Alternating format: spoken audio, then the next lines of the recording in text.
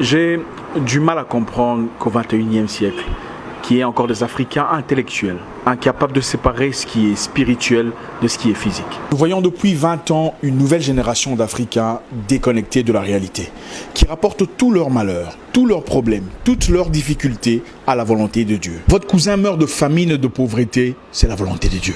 Vous faites 5 ans de chômage, sans argent, sans caleçon, c'est la volonté de Dieu. Votre neveu se noie dans la Méditerranée en quête d'une vie meilleure en Europe, c'est la volonté de Dieu. Mais finalement, c'est quoi la volonté de l'homme? La volonté de Dieu, c'est toujours dans le mal. Non, ce n'est pas la volonté de Dieu.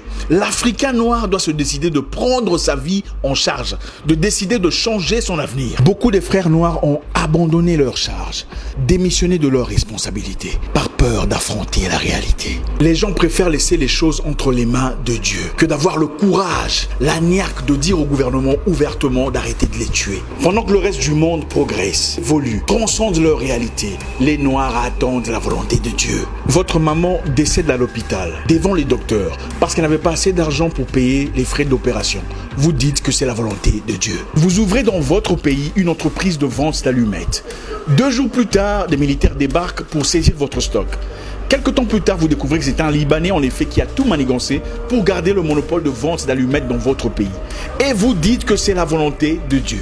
Mais attendez, finalement, c'est quoi la volonté de Dieu? La volonté de Dieu, c'est toujours dans le mal. Donc tout, c'est la volonté de Dieu. Et les enfants qui se font violer par des militaires et des rebelles dans l'est du pays, là-bas, c'est aussi la volonté de Dieu.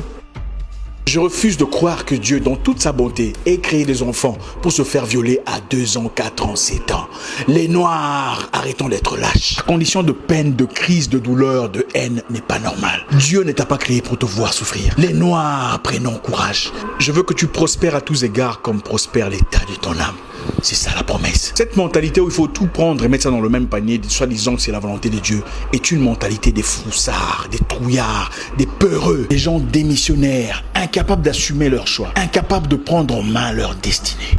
Pendant que la Chine envahit l'Afrique et prend en otage l'économie africaine, les Noirs attendent la volonté de Dieu. Pendant que les autres ont travaillé en communauté pour créer WhatsApp et Facebook, des plateformes qui sont devenues aujourd'hui indispensables à notre vie, nous attendons la volonté de Dieu. Nous sommes encore en bas de l'échelle, en train de fumer une pipe, en train de voir des jaloux, des méchants, des aigris partout, des gens qui n'aiment pas tes photos sur Facebook, des gens qui n'aiment pas ton Instagram, des gens qui sont jaloux parce que tu as voyagé business class.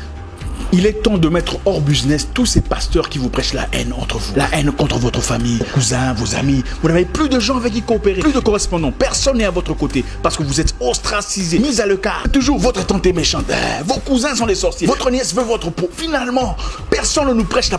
Qui sera la monstre de l'Afrique aujourd'hui pour nous prêcher la positivité, le courage, la bravoure? Qui sera celui-là qui se lèvera comme dans le temps pour guider le peuple contre ses ennemis? On viole votre mère, vous laissez ça entre les mains de Dieu. On tabasse ton père, c'est la volonté de Dieu. Finalement, vous servez à quoi? Dieu nous a-t-il créés seulement pour souffrir, nous agenouiller chaque jour et pleurer notre peine? Ah papa, s'il te plaît, il n'y a pas d'argent, il n'y a pas à manger, les enfants sont malades. Non, ce n'est pas intéressant. Depuis 20 ans, vous priez pour les mêmes problèmes, les mêmes difficultés, les mêmes manques d'argent, les mêmes difficultés de santé, les mêmes problèmes socio-économiques. Ce n'est pas intéressant. Vous passez des nuits et des nuits à lier des mêmes démons, les mêmes sorciers, les mêmes charlatans, les mêmes esprits de vagabondage, les mêmes esprits de Nabucodonosor. L'Africain doit se battre. Il doit apprendre à se battre et prendre charge de son destin. Dieu descend-il du ciel pour laver vos aisselles? Dieu descend-il du ciel pour brosser vos dents les matins? Pourquoi est-ce sa responsabilité de prendre charge de vos choix, de votre pays, de votre nation, de votre situation, de vos communautés? Eh frère, Dieu ne descendra pas du ciel pour écrire ton CV à ta place. Il ne viendra pas finir la corruption, la jalousie, le désordre chez beaucoup des Noirs. C'est notre responsabilité. Je vais vous parler d'un pays très intéressant. Pendant un temps, en Islande, les banquiers avaient foutu la merde dans l'économie. Ils avaient manipulé la finance, paupérisé la nation, pillé le peuple. Dans une série de blanchiments d'argent, les banquiers avaient accumulé au nom de l'Islande une dette de 50 milliards de dollars. Une situation qui manifestement avait déstabilisé l'avenir du peuple. Qu'est-ce que les Islandais ont fait? Ils sont allés dans les rues. Ils ont jeté en prison les banquiers pour 75 années de prison et annulé la dette. Ils ont pris charge de leur destinée. Pendant ce temps, les Noirs attendent la volonté de Dieu. Et si je vous disais que nous ne sommes pas les seuls à avoir été colonisés? Le Singapour, la Malaisie et la Chine qui a été bombardée par le Japon. La Malaisie a eu son indépendance en 1947. Où sont-ils aujourd'hui?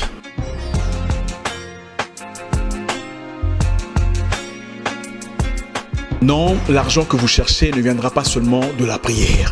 Sinon, vos pasteurs ne vous demanderaient pas de cotisation pour construire leurs églises. Ça aurait été facile, n'est-ce pas? Ils entreraient seulement dans la chambre et faire une prière et dire « Dieu, j'ai besoin d'argent » et directement l'argent apparaît. Ça aurait été génial, n'est-ce pas? Les païens, les perdus, les idolâtres créent le téléphone avec lequel vous nous voyez aujourd'hui, avec lequel vous faites des transferts PayPal à votre église en cotisation. Mais vous attendez la volonté de Dieu. La Chine est actuellement en train de faire des recettes massives. Elle produit 95% des sièges en plastique que vous voyez dans des églises. Les chaises où c'est écrit Jésus-Christ derrière. Il y a Jésus-Christ en Chine. Les Chinois ne sont pas chrétiens, mais la vente est destinée aux Noirs. Parce que les Noirs sont incapables de produire. Pendant ce temps, sur le même siège en plastique venant de la Chine, avec le nom de Jésus labellé derrière, certains pasteurs se dénoncent mutuellement qui est sorcier, qui a commencé le ministère avant l'autre, Africains endormis, perdus, désorientés. Arrêtez! Dieu ne descendra pas du ciel pour vous envoyer un mari parfait, emballé comme un cadeau de Noël. Il vous a déjà donné l'intelligence, la sagesse, de savoir choisir, de savoir percevoir, de voir entre les lignes. Vous sortez avec 17 personnes différentes et aucune de ces relations ne marche. Et puis vous dites que c'est Dieu qui n'a pas voulu. C'est faux, c'est vous qui êtes légère. Dieu a aussi interdit les flirts, les activités sexuelles avant le mariage. Ça n'était pas la volonté de Dieu. Arrêtons de vivre dans l'hypocrisie. Prenons charge de nos vies. Prenons charge de notre avenir. Finalement, personne ne nous prêche la...